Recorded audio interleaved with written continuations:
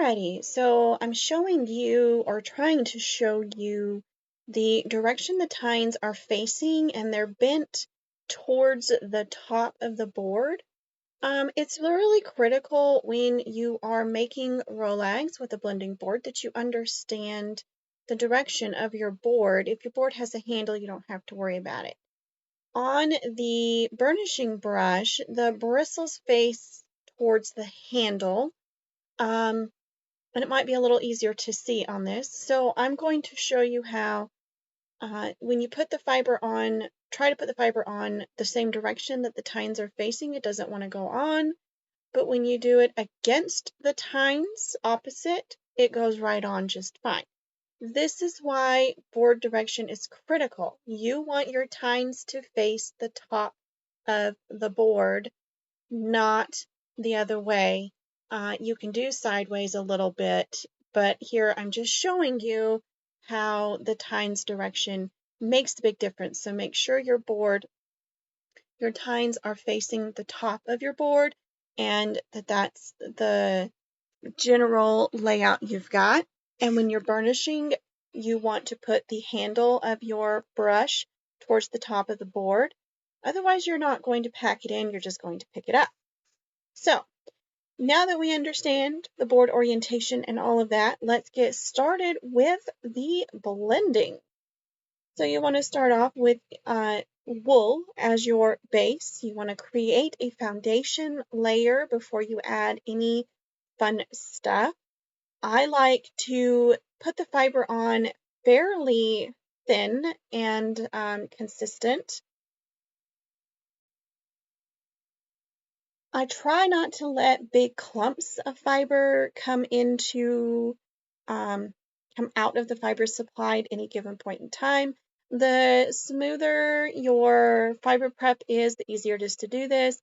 I'm working with roving right now, and it is much more difficult to manage than combed top.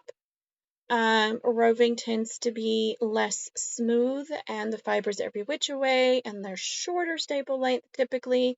And this stuff does have some veg matter in it, which is annoying, but I'm not too worried about that right this moment. Most vegetable matter will come right out.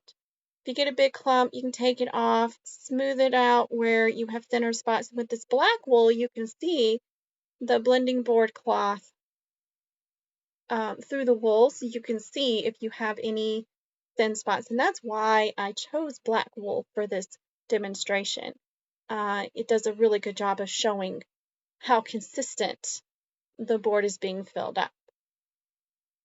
Once you get a base layer of wool across the entire board, which don't worry too much about the edges, then you can put your textured stuff in there and it won't get stuck in your blending board teeth. If you put the texture stuff down first, you'll have a dickens of a time getting it back out later. So I always start with wool, and I'm putting these textural stuff in fairly thin, trying to keep these Rolags nice and consistent.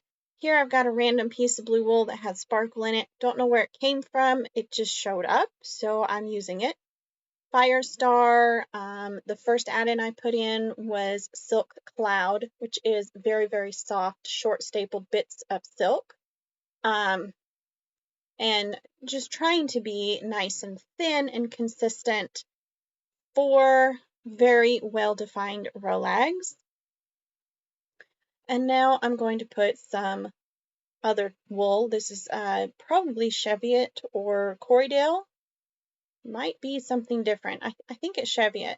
I don't remember. Anyway, it's been in my stash for a long time. And I am putting a very thin layer across the black again, so you can see the difference between the layers. And the comb top, as you just saw, was much easier to do than the roving, but and here I am being an idiot, showing you the wrong direction the teeth are facing. No, Kim, they're not facing that direction. I just suddenly, while filming this, was like, oh, hey, I need to discuss the direction of teeth. And then I put my hand up there like I was demonstrating the direction they're facing. And no, I had it all wrong. So ignore that little bit. even the best of us get things wrong sometimes. So now I'm putting on another layer of black, and you can do as many layers as you want to. The best Rolags are going to be made when you are using thinner layers. I have done thick layers, but I like to do thinner because they just draft so much easier when you go to spin. So that's a little trick. Pick out veg matter as you get to the big chunks and stuff. There are a million different ways to load your blending board. This is one of the easiest for shorter fibers, but your fiber supply and your level of experience is going to dictate how you load your board, and your fiber, of course, your fiber prep makes a huge difference. So I say experiment and have fun. Try different things, try different fiber preps, see how it goes. When your board does not want to take on any more fiber, when you burnish and it still wants to stay at the top of the board, your board is full. It won't take any more. You don't have to fill it up all the way. I like to get as much fiber in my Rolags as I possibly can, but you don't have to do that. You don't have to use the entire board at a time. You certainly don't have to fill it up until it can't take more, like I tend to do. When you're first starting out, I would recommend putting a little less fiber in your blending board, excuse me, than you might think it can hold, just to kind of make it easier to do the drafting and everything as you're pulling Rolags off. It's just a little tip for a newbie. I am filling this board up pretty much as full as I can to show you how that does. But again, you don't have to. So I'm putting another layer of add-ins. I like to sandwich my add-ins between I like to sandwich my textural add-ins in between layers of wool.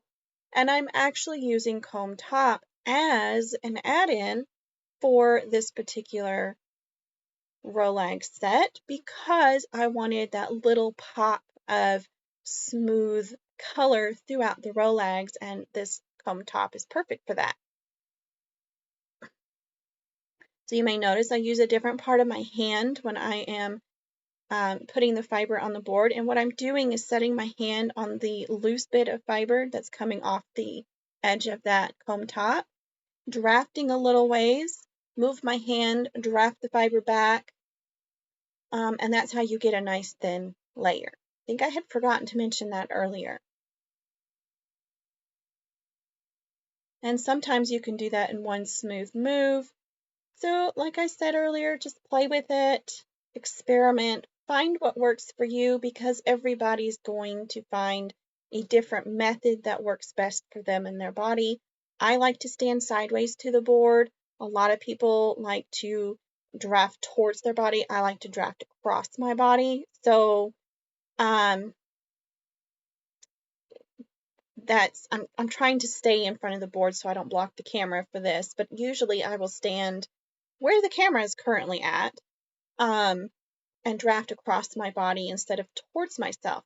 But I am turned sort of sideways to make it easier for myself, and I don't want the type of board that you can tilt up so that it's at a 60-degree angle, a 45-degree angle to your table, and you load it towards top to bottom, and then you draft it from the bottom.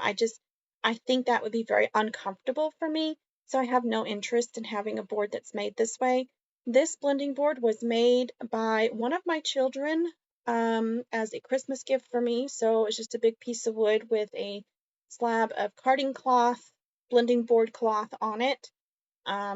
And I put screws at the very top to hold it in place because I'm very, very rough with my board and the staples came right out of the top.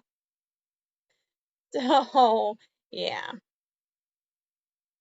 You can end your Rolags with the base wool or with add-ins, it does not matter what your final layer is.